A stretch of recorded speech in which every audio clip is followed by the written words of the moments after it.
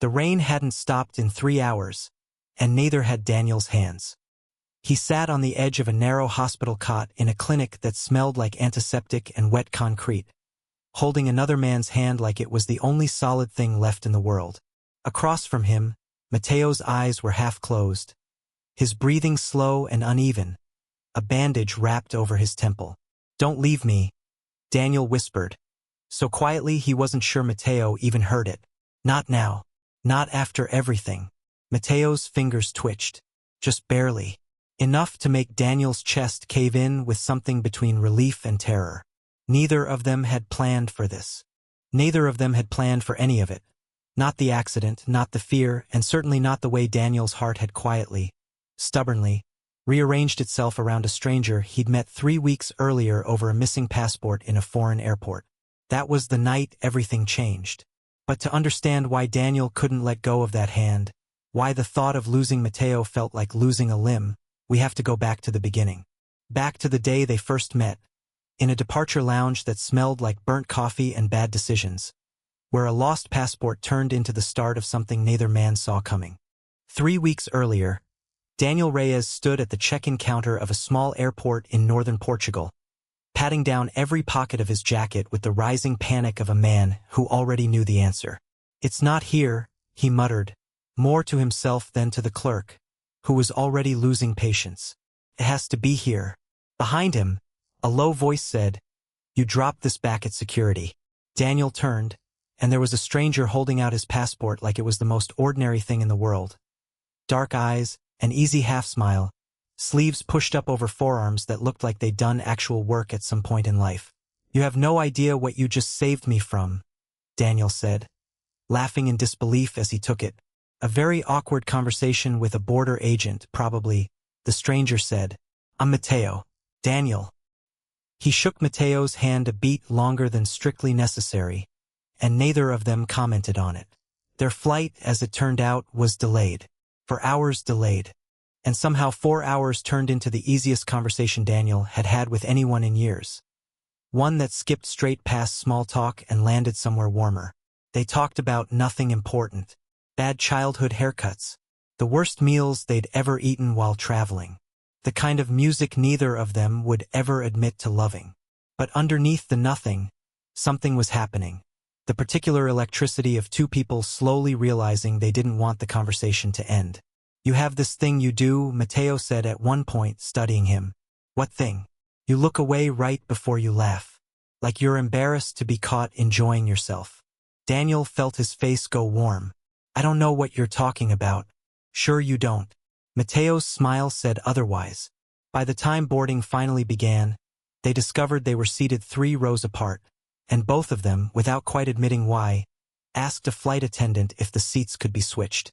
They talked the entire flight. When Daniel finally drifted off somewhere over the Atlantic, he woke an hour later to find his head had migrated onto Mateo's shoulder. Mateo hadn't moved.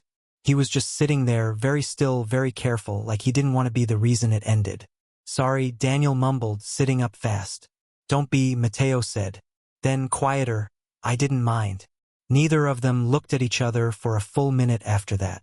But something had shifted. A door left slightly open that neither of them was ready to name yet.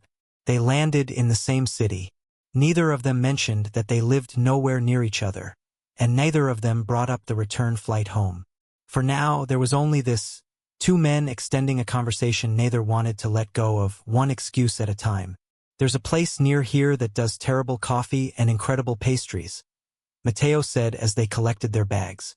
"It would be a crime not to show you." Daniel knew he should say he had somewhere to be. He didn't say it.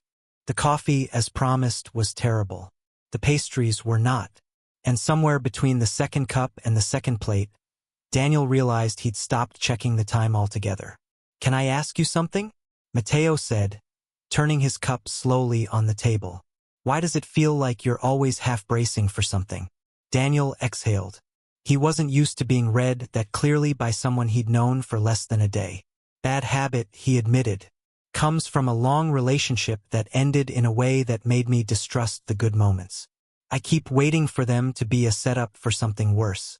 Mateo didn't offer sympathy he hadn't earned. He just said, "That sounds exhausting." "It is. For what it's worth," Mateo said. "I'm not big on setups."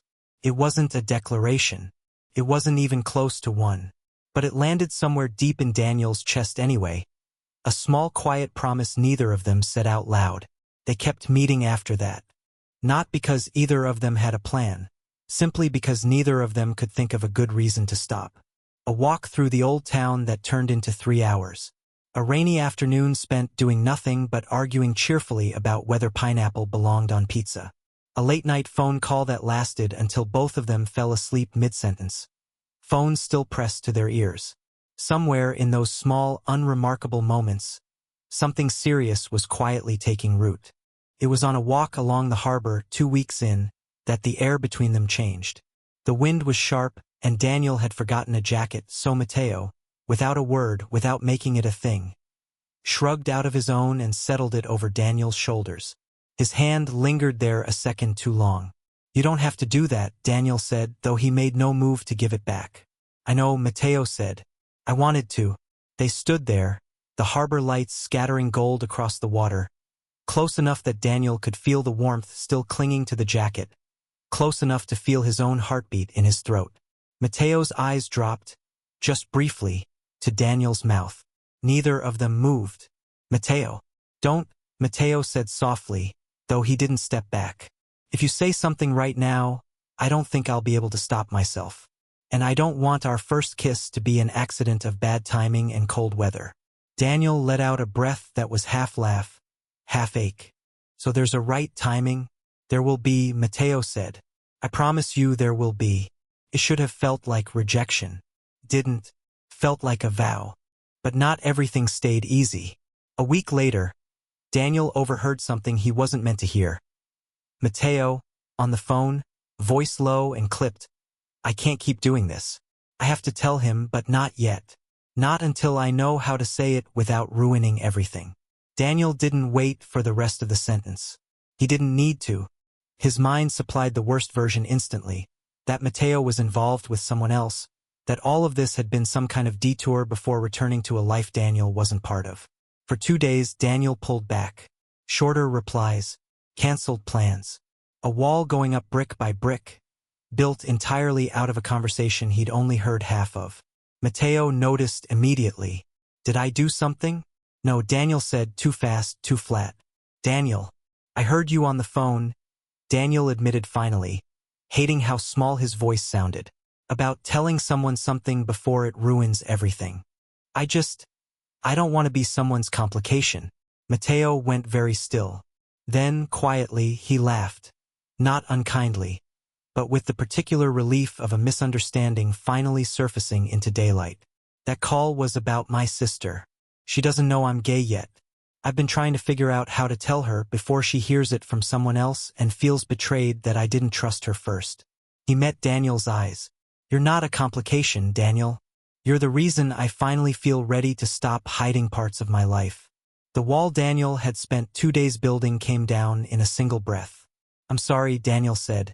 "I should have just asked you." "You should have," Mateo agreed. Then gently, "But I understand why you didn't. Old wounds don't check first before they flinch." 3 days later, the accident happened. Mateo had borrowed a friend's scooter to get to Daniel faster after a delayed shift at work. Some half-formed plan to surprise him. Car ran a red light. The details after that blurred into sirens. A stranger's voice on the phone telling Daniel to come quickly. And a waiting room where time stopped meaning anything. Which is how Daniel ended up here. In a narrow clinic room, holding a hand that wasn't yet holding him back, whispering the words he'd been too careful to say out loud until fear ripped the caution out of him completely. "Don't leave me," he said again, quieter this time.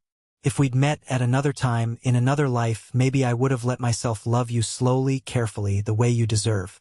But I don't want slow anymore, Mateo. I don't want careful. I just want you here." Mateo's eyes opened. Took a moment for them to focus, but when they did, they found Daniel immediately, the way they always had, from that very first day in the airport, when a lost passport had somehow found its way into exactly the right hands. "You're still here," Mateo rasped. "Where else would I be?" Mateo's mouth curved, faint and exhausted, but real. "I heard you," he whispered. Just now. All of it. Daniel's breath caught.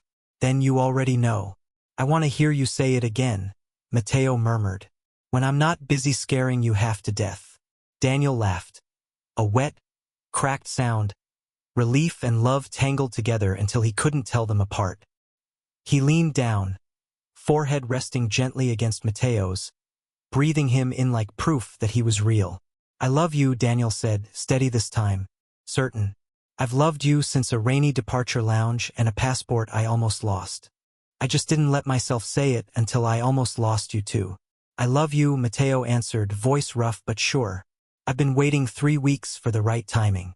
Is this it? This is it. Their first kiss was slow and unhurried, despite everything. Despite the fear that had brought them here, despite the machines quietly beeping somewhere behind them. It was a kiss built out of patience finally rewarded, out of two people who had learned, the hard way, not to waste the good moments waiting for them to go wrong. Months later, Mateo was fully healed, and the small apartment they now shared smelled like burnt toast and fresh coffee on a lazy Sunday morning. You're gonna set off the smoke alarm again, Daniel called from the doorway, watching Mateo attempt, badly, to flip a pancake. Have a little faith, Mateo said, not turning around. I have plenty of faith. I have very little faith in your pancakes. Mateo turned, flour on his cheek, and pulled Daniel in by the waist anyway, swaying slightly to music that wasn't even playing. Foreheads pressed together in the golden morning light spilling through the kitchen window. 3 weeks, Daniel murmured. That's all it took. Worth every second, Mateo said. Even the terrible coffee. Outside, the city was waking up slowly, unaware that somewhere in a small kitchen, two men who'd once been strangers over a lost passport had quietly, completely, found their way home to each other. One lingering look, one misunderstood phone call, one whispered confession at a time. The end.